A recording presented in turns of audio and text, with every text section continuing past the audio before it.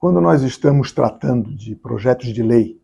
que buscam proteger a atuação profissional da advogada e do advogado em nosso país, nós não estamos tratando de um privilégio para a classe, mas sim de garantir o pleno direito de defesa de cada cidadão que procura um advogado ou advogada para defesa dos seus direitos. O advogado e a advogada, quando são agredidos na sua profissão, no exercício da sua profissão, defendendo um colega, ele simplesmente está sendo agredido justamente pelo seu mistério profissional, pelo seu desiderato profissional, que é a defesa do direito. Nós tivemos aqui, em Santa Catarina, um caso de uma colega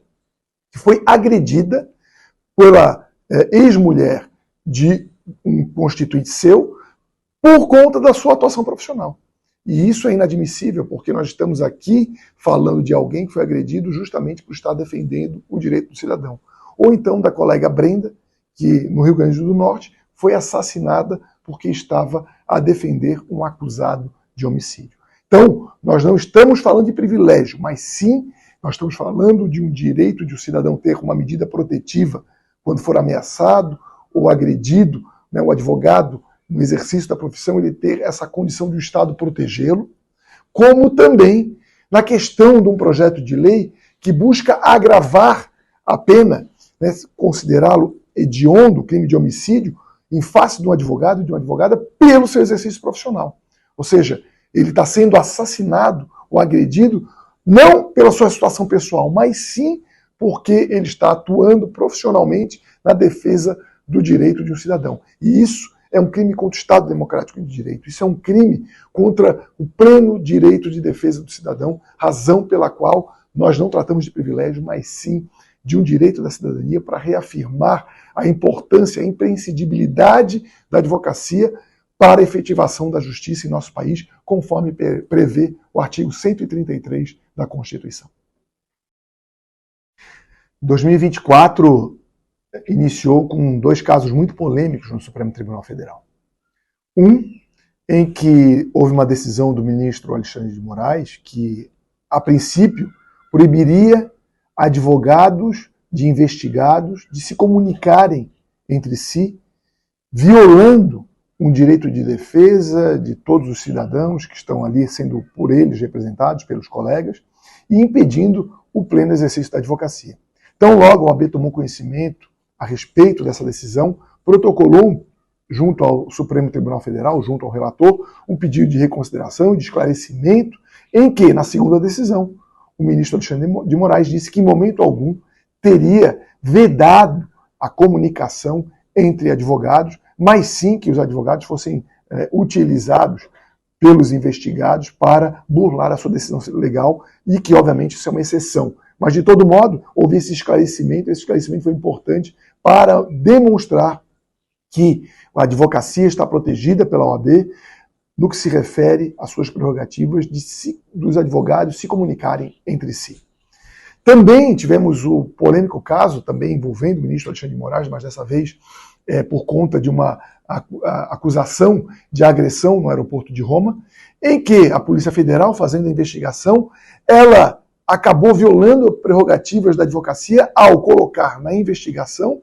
trechos de comunicação entre o advogado e seu constituinte. E isso é inadmissível, porque as comunicações entre advogado e seu constituinte, elas são invioláveis. Mais uma vez, então logo a OAB tomou conhecimento de que houve essa violação de prerrogativa, ela foi ao Supremo Tribunal Federal, ao relator, ministro Toffoli, que, desde logo, determinou a exclusão dessas gravações dos autos do processo, como também a OAB exigiu da Procuradoria-Geral da República que sejam tomadas as medidas judiciais em face do delegado da Polícia Federal que violou essa prerrogativa da advocacia e expôs a conversa entre advogado e seu constituinte. Ou seja, começa intenso, mas a ordem sempre vigilante, atuando sempre em defesa do advogado, sempre em defesa da advogada, garantindo a sua plena atuação na defesa do cidadão. A OAB não pode interferir e defender as partes, mas sim sempre a defesa da advocacia para que essa possa fazer com plenitude o seu pleno exercício profissional.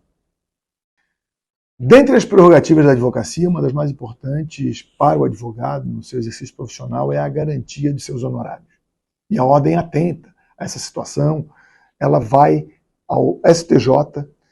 e agora milita no Supremo Tribunal para garantir a plena aplicabilidade do artigo 85 do Código de Processo Civil, que prevê limites mínimos e máximos para a fixação da verba honorária. Infelizmente, até ano retrasado, quando iniciamos a nossa gestão, nós tínhamos centenas, milhares de decisões que desrespeitavam os limites previstos no artigo 85 do CPC e fixavam valores abaixo desses limitadores, fixando sob a justificativa de equidade, ou seja, com o intuito de reduzir o recebimento de honorários por parte do advogado e advogada que milita no processo judicial. A OAB interviu no processo, foi ao STJ,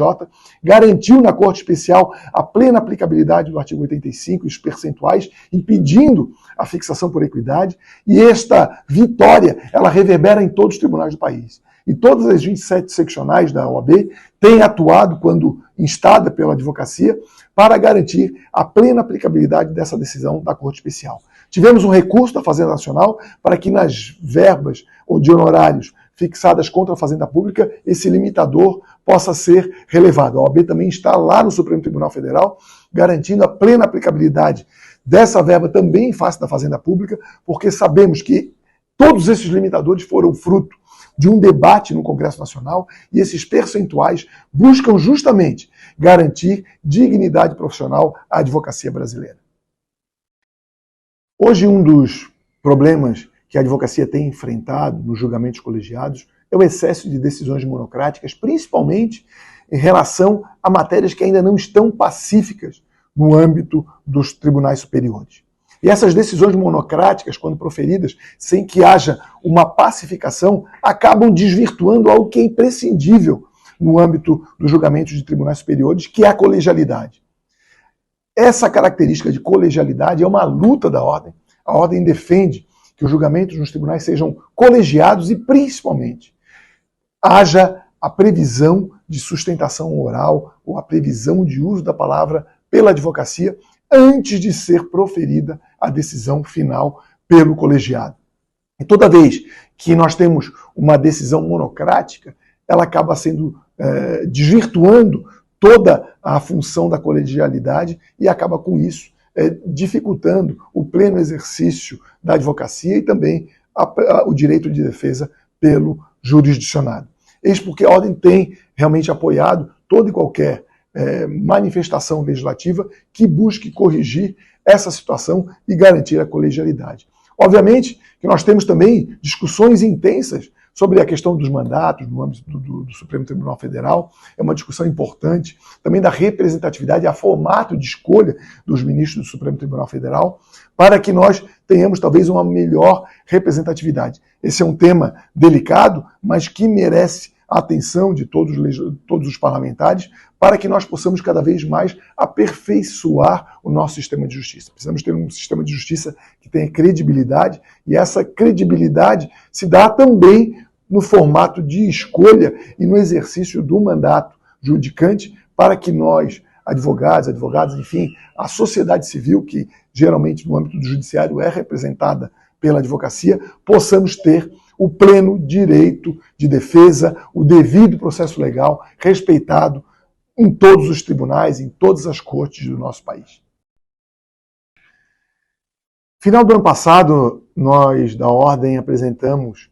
uma pesquisa que foi realizada inédita, o primeiro levantamento demográfico da advocacia brasileira. Tive a incumbência, sob a liderança do presidente Beto Simonetti, de coordenar esse trabalho em nosso país e fizemos um levantamento em que buscamos conhecer a realidade da advocacia brasileira. E um dos pontos trazidos é realmente o índice, o percentual de mulheres advogadas atualmente militando em nosso país. Superam os 50%, hoje estão em número maior do que o número de homens advogados, o que demonstra a importância da participação feminina na advocacia, especialmente nos ambientes de decisão do sistema OAB. Hoje temos 5 mulheres advogadas, uma delas a catarinense Cláudia Prudêncio, em que nós iniciamos um movimento lá atrás, e essa participação feminina tem sido ampliada cada vez mais, e essa ampliação se dá justamente em eventos que estamos a efetivar em nosso país, como nos dias 16 e 17 de março, na Conferência Nacional da Mulher Advogada, em Curitiba, em que estaremos lá sob a liderança da presidente Marilena Winter, que é a presidente da OAB do Paraná,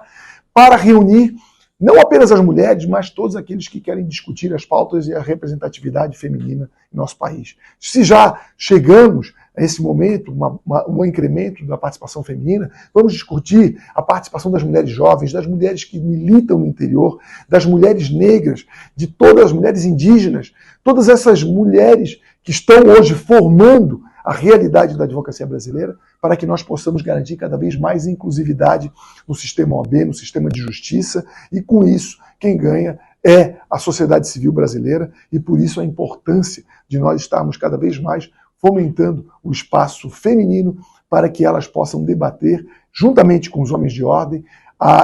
o incremento e o desenvolvimento da sua profissão em nosso país.